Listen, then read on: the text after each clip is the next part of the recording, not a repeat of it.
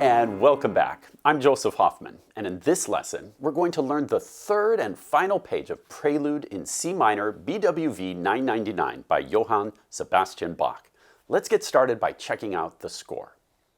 Here's the sheet music for the last page of Prelude in C minor. Let's start off by analyzing some chords.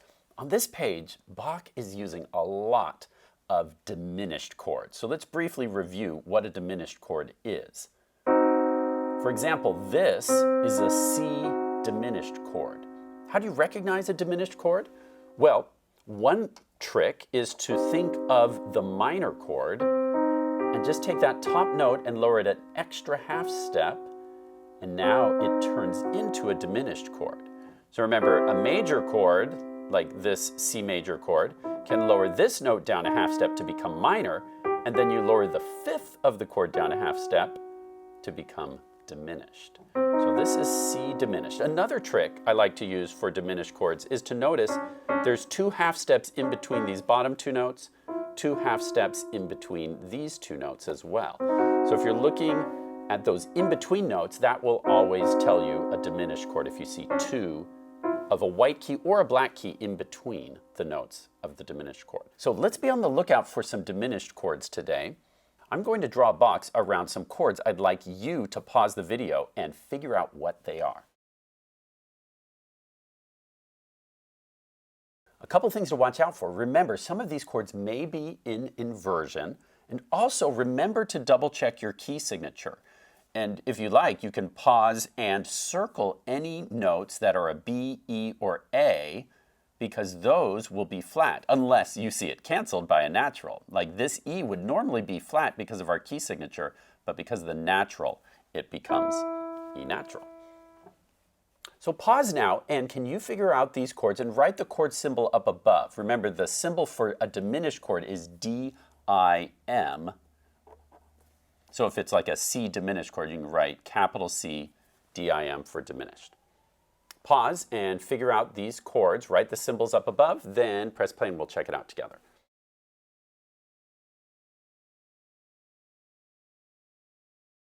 Okay, let's check out this first chord. We have a G, a B flat from our key signature, has to be flat, and E natural.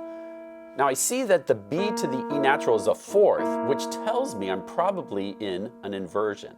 And the trick is, when you see that fourth, the top note is your root. So I'm going to take this G and B flat, put it up here, and now I can see from this two in between, that this must be an E diminished chord.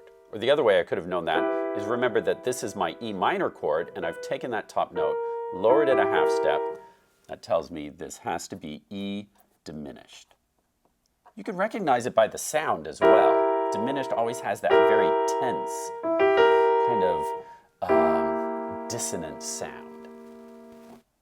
What'd you get for this chord? Looks like we have a G on the bottom, B flat, and D. Remember, B flat because of the key signature. Always be watching out for those key signature flats. That builds a G minor chord. The symbol for minor is just a little m after the capital letter, G minor. What'd you get for this chord? So look carefully. We're 3 ledger lines down. So remember, the first ledger line down is C, then A.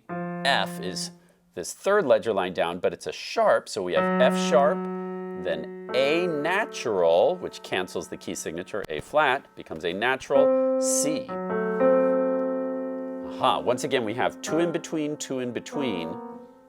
That tells us that this is an F sharp diminished chord, which we could write this way, F sharp D-I-M for diminished. And here, what do we have? Hopefully you notice that's the same chord again, F sharp diminished. Now that we've practiced with those few, I have a few more chords for you to analyze. All right, will you analyze these next 5 chords on your own? And remember to watch out for the key signature. Remember to watch out for inversions. And pause to analyze those chords, then press play and we'll check them out together.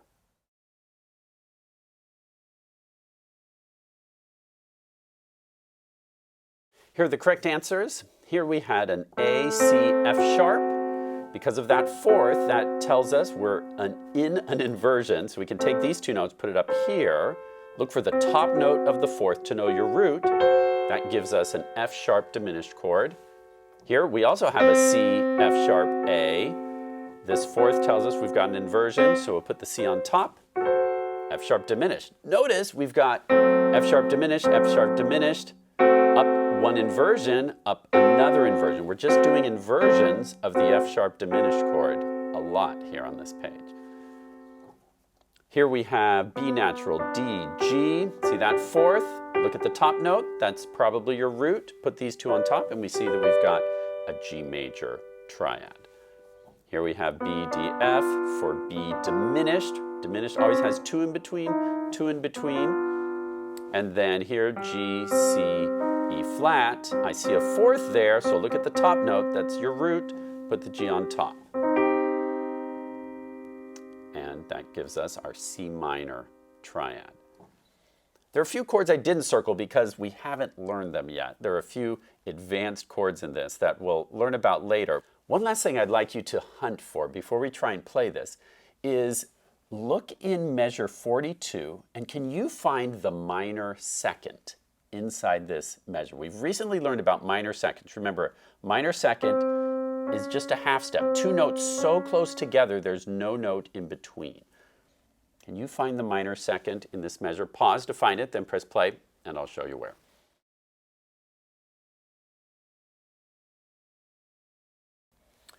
If you found it right here, you are correct. And the abbreviation for minor second is little m2 between this D, and you had to remember that E's are actually E flat. Otherwise, you might not have noticed that's a minor second. D to E flat is the minor second. Technically, we also could call this F sharp to this G a minor second, but that goes into the next measure. And I asked you to find something inside this measure. But if you found that as well, F sharp to G also could be considered a minor second too. Okay, let's get started playing it. All right, let's start with the left-hand part here in measure 28. Notice we're on this low D. Here's my middle C, so quite a ways down. Rest, and then we get a C sharp to B flat, which is an interesting interval. It's actually called an augmented second because we're going wider than a usual major second or minor second. It's actually got two half steps in between, so we call that an augmented second. D, rest, C sharp, B flat, D, rest, C, A, D, rest, B flat, G, D, and then let's stop on the first note of the next line. Pause to work on the left-hand part, then press play to go on.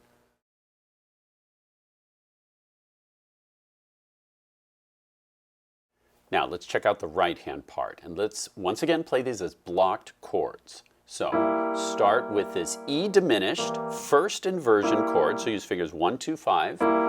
Play that as a block. And then look at measure 29, and can you figure out the next block?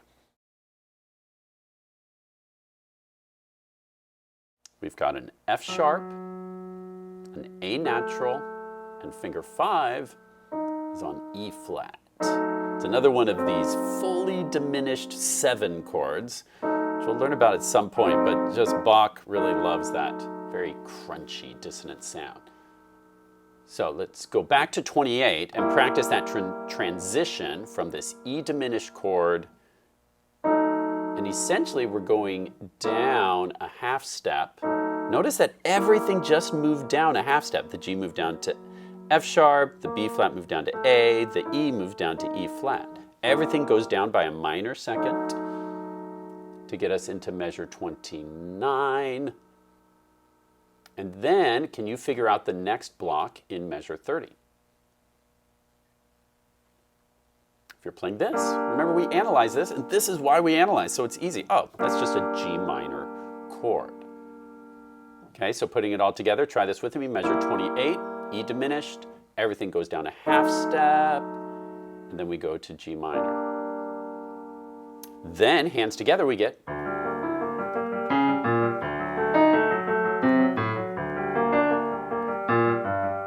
stop on the first note of measure 31. Pause the video and work on those 3 measures ending on the first note of measure 31, then press play to go on.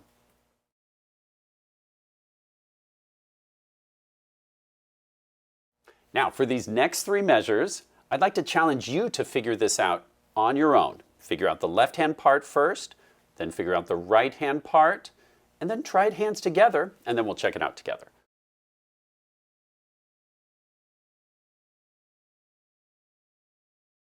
So for the left hand, you should have gotten D, rest, E flat. Did you remember the E flat? Remember, our key signature automatically flats, B's, E's, and A's. So we have D, rest, E flat, C, D, rest, D, A natural, G, rest, E flat, C, and then we'll end on the first note of the next line. It's always good to practice across the bar line for the section that you're working on. Now, if that matched what you played, great job. You can always pause if you need to fix something. Let's look at the right-hand part now. We had this interesting chord in measure 31. It's actually a suspension because that G resolves down in the next measure to this F sharp. See how we have this in measure 31 to this in measure 32, and then measure 33, same block chord again. So all together we get.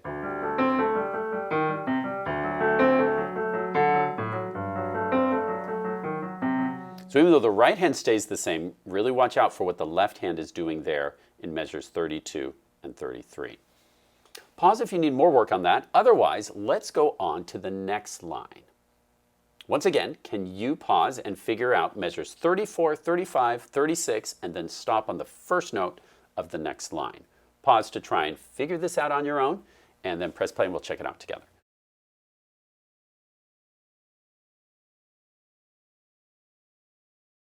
Here's left-hand part. We have 1 E, 2 and 3 and 1 and 2 and 3 and 1 and 2 and 3 and 1. So really just we're doing a G major arpeggio and then this C minor second inversion pattern in the left hand. Pretty straightforward. Let's add in the right hand. We get 1 E and a 2 E and a 3 E and a 1 E and a 2 E and a 3 E and a 1 E and a 2 E and a... So remember that right hand just goes through these 2 inversions of the F sharp diminished triad.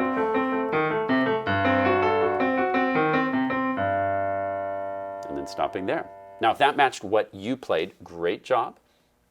Let's go on and tackle 3 more measures. Can you pause and once again, try and challenge yourself and figure it out on your own. Don't just rely on me. Really pause and figure out these next 3 measures on your own, then press play and we'll look at it together.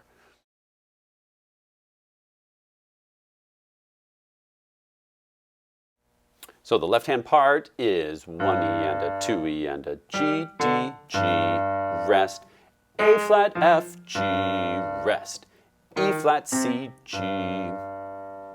If that matched what you played, great work. Let's look at the right-hand part.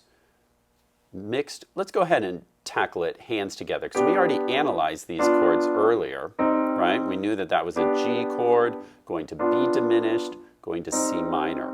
That analysis can help you learn this and memorize it faster. 1 E and a 2 E.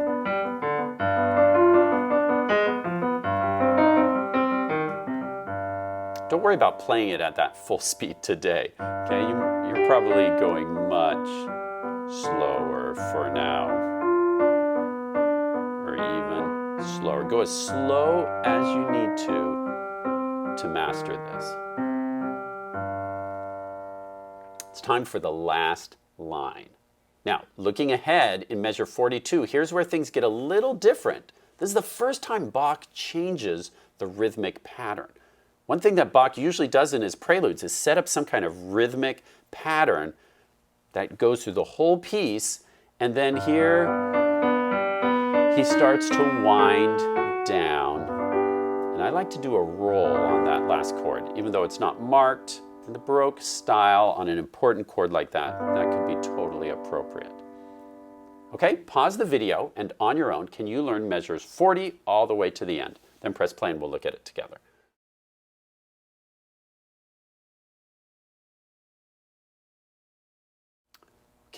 Here's what you should have gotten.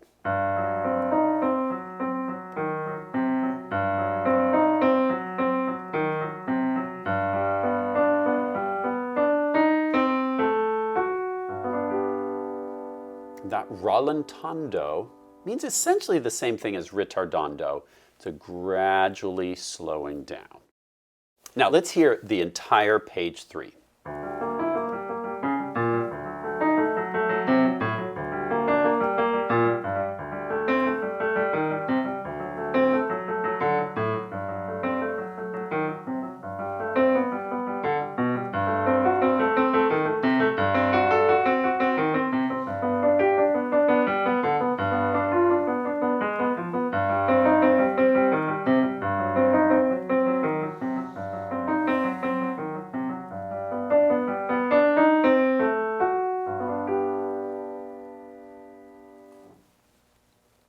Now this week when you're practicing, I strongly encourage you to focus on the newest, hardest places first. Zoom in, that's what I like to call when you just choose a very short section. Don't practice it from the start, because you're probably already really good at page 1.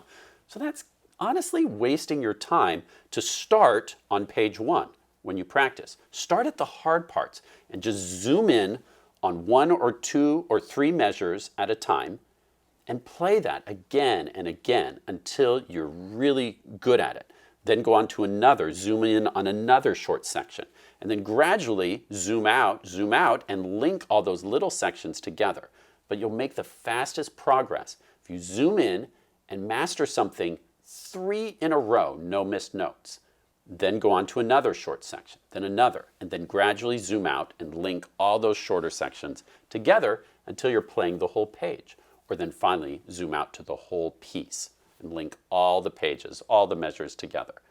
And if you've been remembering to practice across the bar line, so instead of stopping at a bar line when you zoomed in, always play the first note of the next measure, and that helps you link all those sections together when you start zooming out.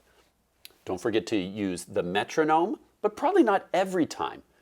You don't want to sound robotic when you play, and the metronome is a very robotic, march-like speed.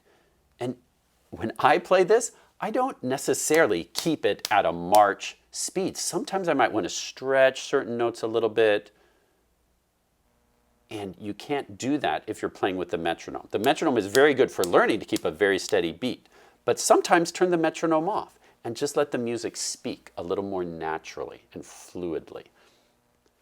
Great job learning the final page of Prelude in C minor by J.S. Bach. Thanks for watching and learning with me, and happy practicing. I don't understand, Scuba. Don't understand what? I thought you weren't afraid of Sharky anymore. Oh, Sharky? Ha, I'm fine. No, really, I'm not afraid of him. Then why did you let him chase you the other day? We have a deal. What deal? Well, Sharky was feeling so sad and depressed when I stopped being scared and running away from him. I kind of felt bad. So we made a deal. I'll get scared and let him chase me every Tuesday after 4 p.m. and every other Friday.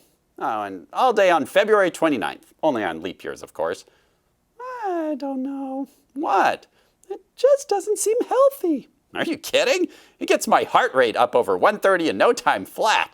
And on days that Sharky chases me, I always get my 10,000 steps. I'm not talking about physically healthy. I'm saying it's not emotionally healthy, silly.